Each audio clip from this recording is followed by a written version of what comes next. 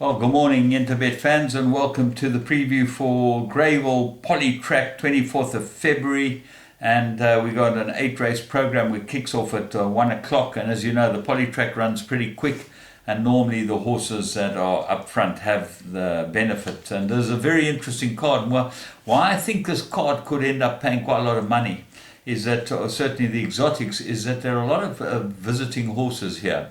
And you don't know how they're going to travel. If you remember last week, Paul Peter brought down a couple, both Nagara, as they say. And I haven't been well, unfortunately, and that's why I'm a little late this morning. I've got the complete runs, which is not very good. But for 2 days now, I have been under the weather, which is quite difficult. But anyway, I've done the studying, and excuse me. Not COVID. Race 1, maiden juvenile, played 1,000 meters, and it's an absolute two-horse race between the two visitors, Southern Cape and Gin and Tonic, with the scratching of Crimson Causeway, who might have given them a very good run for their money. It's very difficult to choose between the two. If you go to the Arctic Skyline form, you'd think that Gin and Tonic might be the right one, and I'm not sure that it isn't the right one, but the speed rating shows Southern Cape is the better of the two. It's going to be a very interesting race, tactically and otherwise. And I would think that you'll find that Marcus will get to the front and probably try and hold sway there. And Ryan Munger on Gin and Tonic will try and chase down. There's nothing else in the race I can find. The first time at drive-by, it says put up decent work, which shows that they think something of it. And you've got to believe maybe it's got some sort of chance. Giggle and a Talk is obviously named after the dam Judith. Giggle and a Talk. They obviously had a few giggles and a talk with Judith. And that's nice, could be green, is the comment from the stable. And they're pretty good, the Miller stable. They're always very transparent with their horses. So they obviously think she's a nice filly, but they think she'll be green. Right, let's move on to race 2, which is the maiden plate. And they go 1,000 meters. And English Princess is my top choice. It's 8-1. I think is a really good each-way bet. Veal gets the ride. I know it's had the best riders, but Veal rode it last time from draw 8 out of 8. Now it's well drawn. I think this is perfect for it.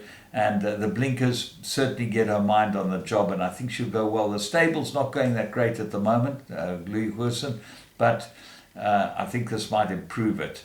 What else is there? Stanton Street looks absolutely ready. Perfect course and distance. Lots to like about it. Then you've got the visitor, or the two visitors, Sunny Quinn and Life Goes On. Both got very good form. They're top of the betting boards. Blinkers improved. Life Goes On for Clinton Binder, and he's engaged Lyle Hewitson. Lyle has ridden it when it ran behind Mars Rover, so he knows the horse. And Sunny Quinn gets Anton Marcus for Dory Sham. Nice to see her in time. What else is there? Guy Fawkes maybe, and maybe Navarino Bay with blinkers will improve. So quite tricky. Race 3, maiden plate, 1,400 meters. I actually make an absolute two-horse race. I think Dory Sham will get her reward here with Zodiac Princess. I think it's absolutely perfect for this mare filly, but she's second run after a rest. That's the big problem. But she is travelling, and that often takes the edge off them and certainly helps them. I always found that if a horse was second run after a rest, and I travelled it to Durban, it didn't seem to affect it. It was quite interesting. It's hard to work out why, but that's it.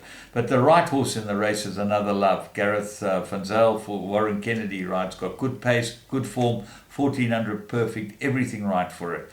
What else is there? Baby Africa gets a 4-kilogram claim, might improve, and Solar definitely ran better last time. I think I tipped this last time to you. I said this will run very, very well, and there was strong support for it. It did go well.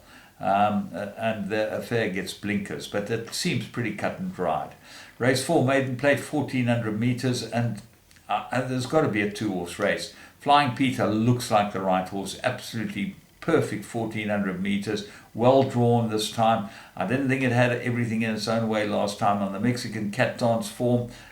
It's got to be able to beat Diorsa, which is the second favorite, or the favorite. Diorsa is the favorite with Anton Marcus aboard it. Third run, after a rest, good last run, everything in its favour, but you've got to go and look at the Mexican cat dance run, and you've got to be with Flying Peter, and I think the blinkers will improve Flying Peter too. I don't think he's been trying a yard.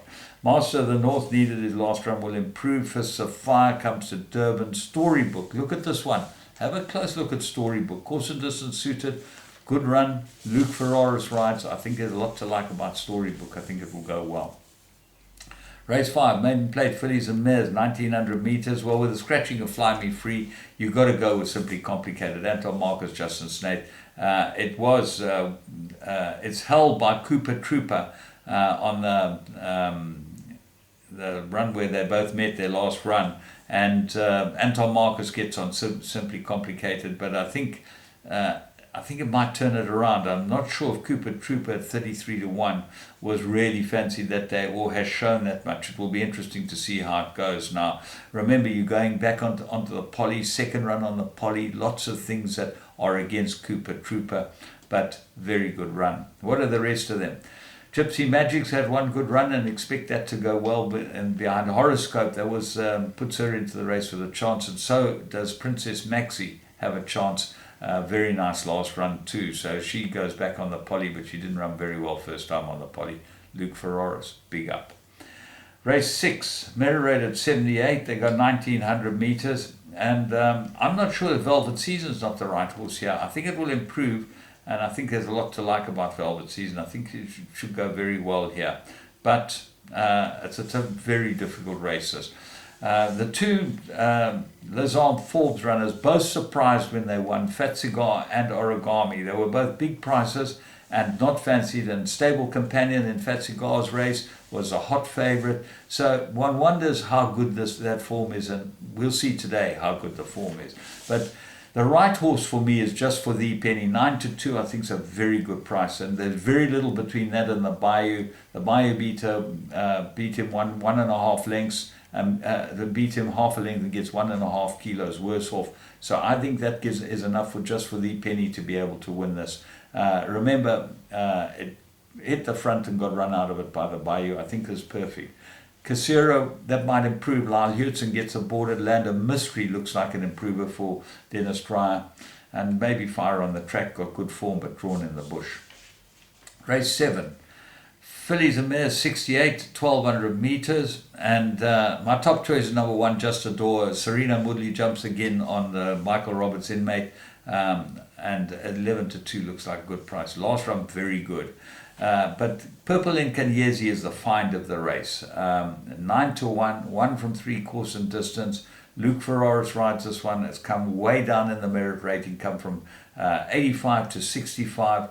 I mean, third run after a rest, there is a lot I like about that. So what else is it? Hereinafter looks like the Binkers might improve it, and Anton jumps aboard that. Irish Bell looks like an improver. Elsmere is the big danger. Drawn wide, 10, but very good form on the poly.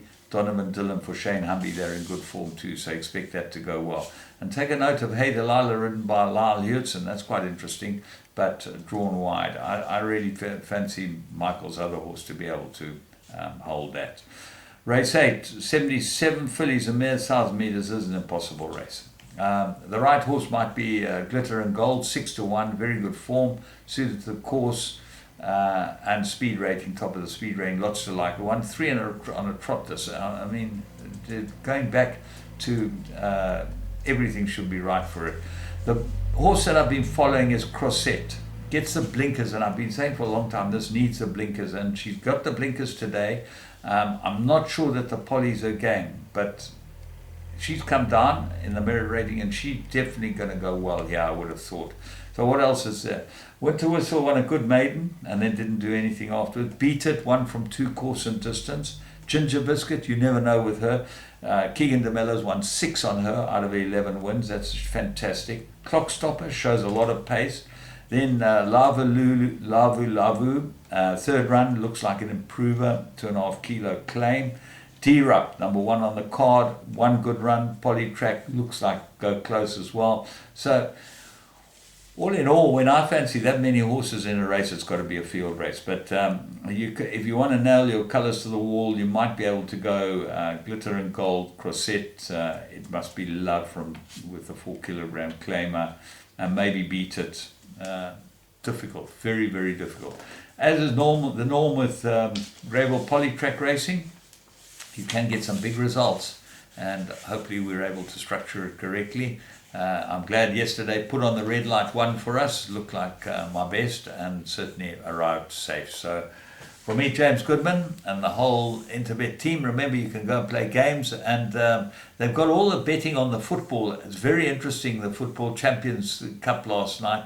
You could have backed the top 4 teams if you put Chelsea in rather than the opponents, Atletico. You could have got a very nice multiple with the 4 big games that were on. From me, James Goodman, have a good one.